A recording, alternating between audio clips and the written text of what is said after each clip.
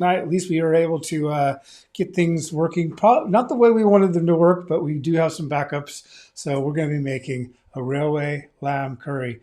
This is really good, and it's from my cookbook. This is the only book it's in. It's the Curry Guy Bible.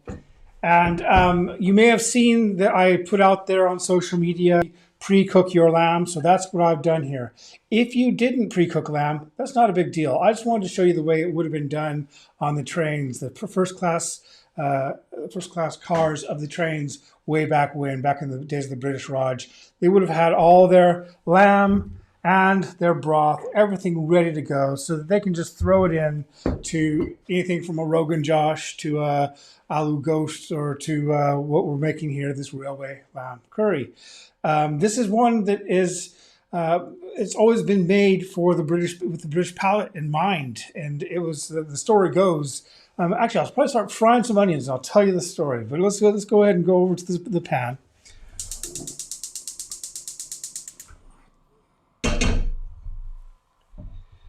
And is the pan working, Caroline? I think there's a few issues with the pan, showing the pan. What's wrong? Thinking about, oh, there we go. Is it there? Slow, all right, okay, well, we'll get there. Now, one of the things that people might find a bit strange is 5 tablespoons of mustard oil. Yes, this does have, it's not showing the pan. Great. Might be now. Sorry about this. Showing the pan now, there we go. All right.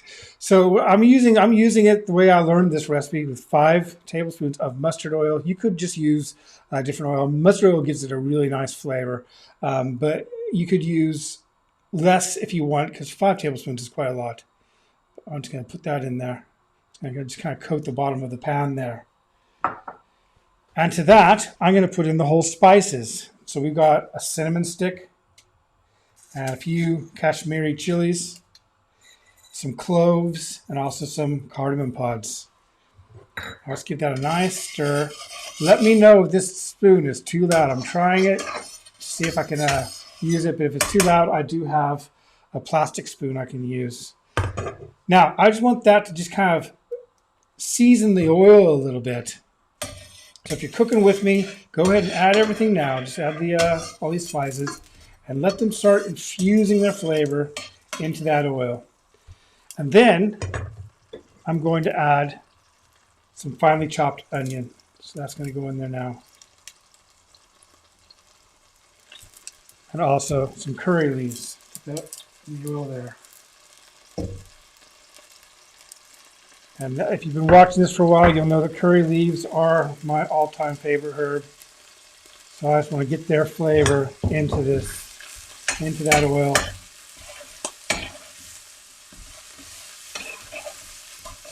And we're just going to brown these onions off a little bit.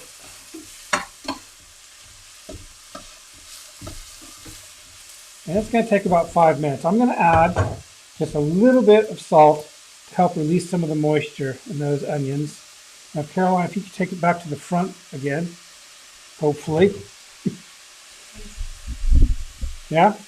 So I'm just going to... Yeah, it is, but oh well.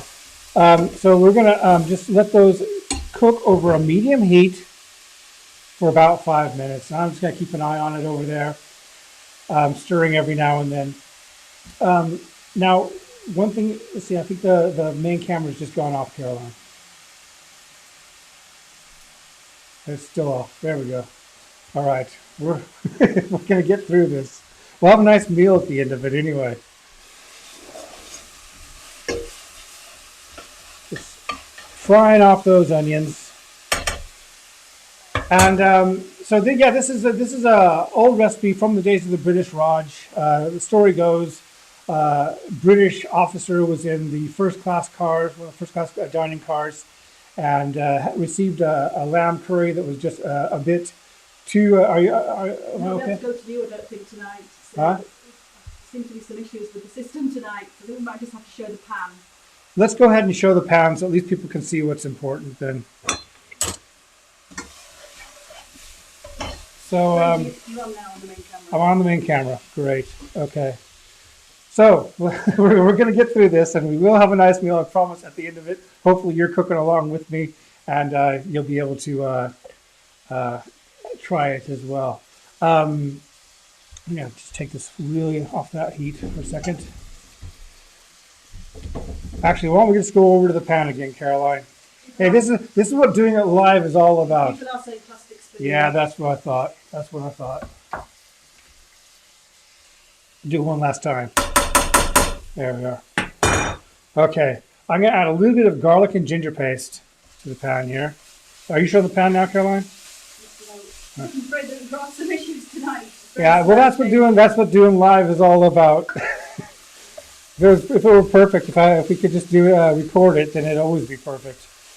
But we're going to make it work. And then I'm going to add some chilies to this pan as well. About 3 green chilies.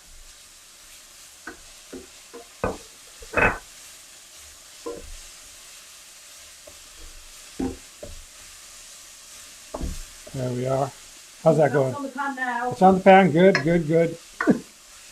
We might not be able to read out any questions tonight because the system's very, very slow. Yeah, we almost didn't go on, but I didn't want to let people down, so here we are. To this, I'm going to add a tablespoon of cumin and a tablespoon of coriander. We're just going to, and also some turmeric, a half teaspoon of turmeric. We're just going to stir that in. And then this is where you want to be careful because this is actually supposed to be a mild curry, but I don't like it mild. But I'm adding about 3/4 of a teaspoon of chili powder. And you could, of course, leave it out if you want to. Or you could add more if you like. To that, I'm going to add about 300 grams, about 3 large tomatoes, chopped tomatoes.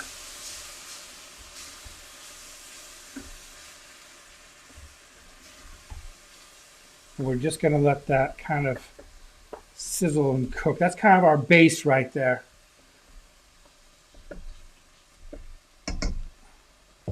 All right. Now, the reason why I said that you want to pre-cook your meat is because obviously that's the way it would have been done on the train, so they can use the meat in lots and lots of different curries. And also the potatoes. We have some potatoes here too that are pre-cooked. And obviously at this stage right now, you could add some raw lamb and some water or some stock and just keep cooking it and cook it for longer. But I'm trying to do this in a way that will be quite quick. So I'm going to add, that's about a half leg of lamb.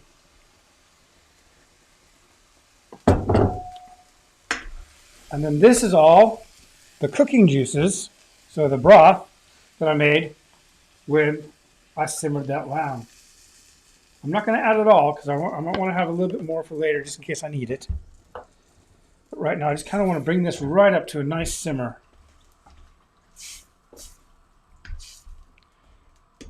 So going back to the story, this British officer was served lamb curry, which was just plain too spicy for him, and he had to send it back to the chef. And the chef wanted to accommodate. He wanted to make sure that he was happy with his curry. So rumor has it he took out a lot of the meat and some of the sauce, and then just whipped it all up again. And this time, rather than adding a lot of chili powder, he added some paprika, or maybe just a tiny bit of chili powder. And on top of that, he decided to add either coconut, no one knows because it depends on the story you hear, but either coconut milk or yogurt, which then again made it has still a bit of a bite to it because there's some chilies and stuff in it. You're on the main camera again. I'm on the main camera again. Great. I can see you. All right. So yeah, so you can add some yogurt to it if you like. In my recipe, I use coconut milk just because I like it. But if you'd rather use yogurt, make sure to use plain natural yogurt, not the Greek stuff. Greek yogurt is great for marinating things, but it's not all that good mixed into a sauce. It has a tendency to curdle. So use natural plain yogurt and add it about 1 tablespoon at a time. And you'll do that the same time that I add my coconut milk. So I'm not adding that quite yet. But I added to this probably about 450 milliliters, close to 2 cups of the stock, and there's still a little bit more in there, and that's just because I could see right now in the pan that there's plenty of liquid in there. I don't want it to be really saucy, but this is a curry that can be either really saucy or almost quite dry as well. I can read out the odd question. I know Patrick's asking how many people would it serve? This should serve easily, especially if it's part of a multi-course meal. You know, maybe a couple of papadums and some samosas and everything. 6 people easily. Just serve it over a bed of rice. We're going to be using matcha rice. We're going to be serving it with matcha rice, so Carolyn red rice tonight, And it's which got I really potato like. in it, so someone's Yeah, asking will any yeah, potato work? yeah. This is pre-cooked potato, which I cooked this potato in with so I cooked the lamb and waited till it was nice and tender, and I knew it was just going to be I was going to be able to cook this very quickly and it'd be easily eaten. And then I put the potatoes in just the last 10 minutes just to cook those through, and they're about 95% of the way cooked through. So that's all I need to do is throw them in the hot liquid, and they're going to be ready. They're going to be cooked through. I don't want to do that too quickly because I don't want them to turn to mashed potato, but just like to fall apart. But I do like them to be quite soft when I serve them. All right, so do you want to try going back over to the thing, or let's go? 2 seconds. Yeah, we'll try and go back over here again. Just a bit slow going. Yeah, it's just Right, you're on the pan again now, all Dan. right, great, okay. So I'm just going to add a little bit. That's kasuri methi. Add a little bit more, and you want to do that by rubbing it between your fingers, just like that, and give it all a nice stir. This is looking really good. It smells right now, so nice. Instantly, if you're one of those people that doesn't like whole spices as well, you'll see that some of these like float to the top. There's a cardamom right there, and there's a chili. If you don't like biting into that kind of stuff, like a lot of people don't, I don't seem to mind it. But you can just count them in, count them out again. So if you know you put 4 cardamom pods in there, count them out because they come to the top as it's cooking. There's one. They all come to the top. You can just take them right out, and you don't have to serve it when you serve it up. Okay, so this is almost done now. See how nice it is to have the lamb and the broth already. It tastes like this curry is going to taste like it's been cooking for a good almost 2 hours, and that's because it has been. So I did cook the lamb, and I think Caroline that's just turned off again. If you want to go over to it, yeah. No, oh, there we are. Okay, so if you want to, but I'm going to add, before you go over to the other camera, I'm going to add this coconut milk now. Actually, just almost forgot there. We got a little bit of a souring element there, and that is tamarind. So I got about a tablespoon of tamarind. It's going to be really nice in it. It just goes so well with a lamb curry and the tomatoes and everything in there, garlic, just a little bit of tamarind, and then this is just going to lift it all up. This coconut milk. I'm going to add about 220 grams, or about a half a cup. Just put that in there like that. Rake it up.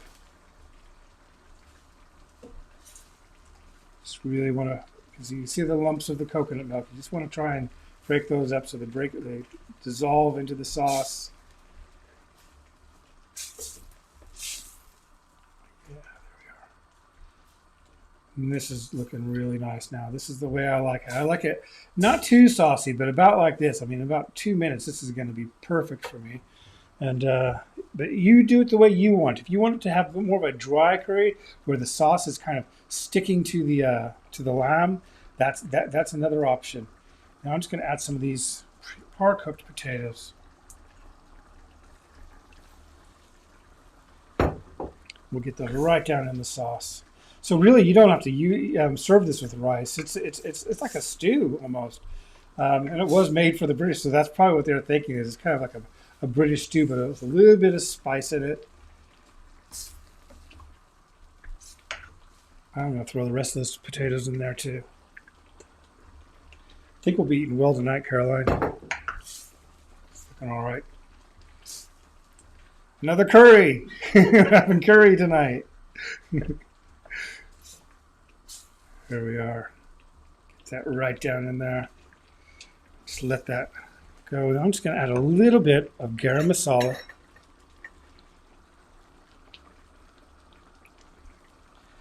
And also some coriander.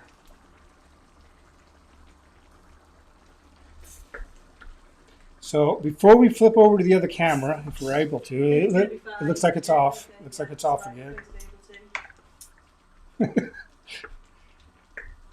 Don't know. There we are. Try and read out some questions. Yeah, okay. So as you can see, this is kind of the way I like it right here. I'm not sure. I hope you can see this. Can you see that on the screen very well, Caroline? Yes, you can see it perfectly. Yeah, so it's just really nice. It's just, those potatoes are just going to soak up that. Oh, I've got to try it just a second.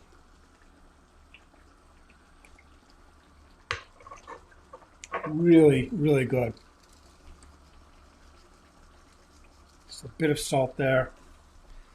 Another thing that's nice on this is a little bit of lime juice if you want to squeeze some lime on it. I don't have any, but it's nice.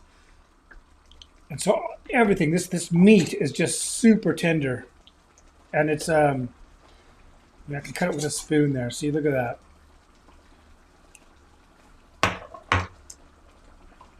But it's not falling apart. So that's what you want to make sure. Lamb, you cook it a little bit too long, it gets stringy. But that's perfect.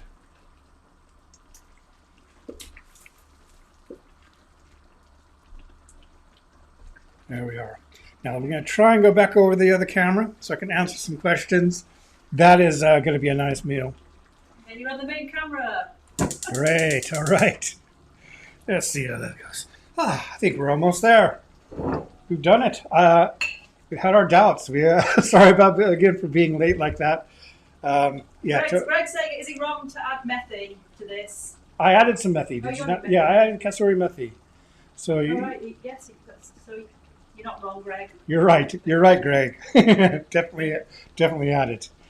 So this is I'm gonna let this simmer probably for about another 2 or 3 minutes. That's all it needs because the lamb's been cooked. We've got the broth there. It's I think one of the most perfect curries there is because you can adjust the heat too. It's a nice all rounder. Make it quite mild if you have kids or someone that really doesn't like spicy food, or you can pump it right up and put a lot more spice in it. And it's definitely one I hope you all try. Are there any questions or anything? We'll have to answer those online later because they're struggling with their speed coming through this evening. All right. Okay.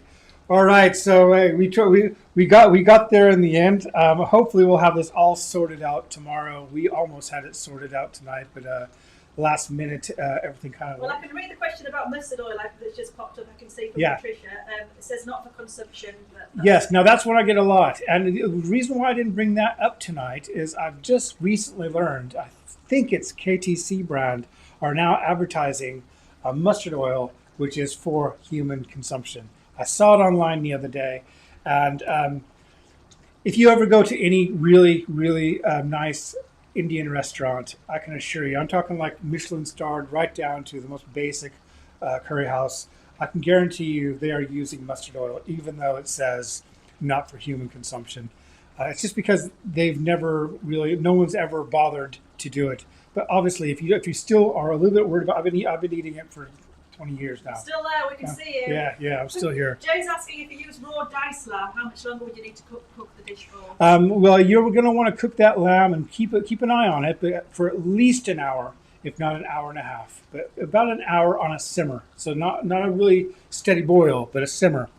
So that's really what I did is I just cooked my lamb in water. That's all there was, lamb in water for about an hour to almost maybe even an hour and a half. I wasn't really watching, but about an hour until I tasted it, and it was nice. It was tender and not stringy at all, not at all stringy.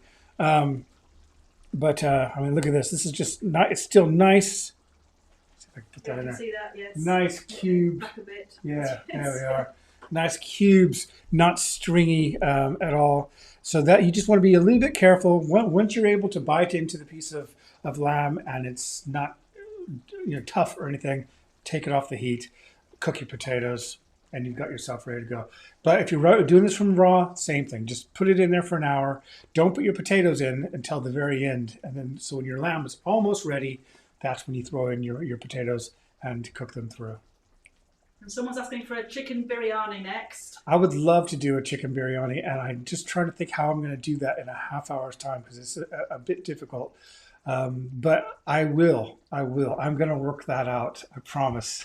I might have to have it in 2 shows or something. But I want to do. I've got a few biryanis I want to do. I want to do a quick curry house style biryani, which is in my new book. I want to do that, and I also want to do a couple of the longer cooks, and we'll work that out. And Stephen's asking, is methi also known as fenugreek? Yes, it is. So methi is fenugreek, and I think it's Urdu or Hindi that they call it methi, or both, because it's the same language, just different spellings. Everybody seems to have enjoyed it despite the few hitches. Yeah, yes. I think tomorrow we'll have it sorted absolutely professionally. Yes.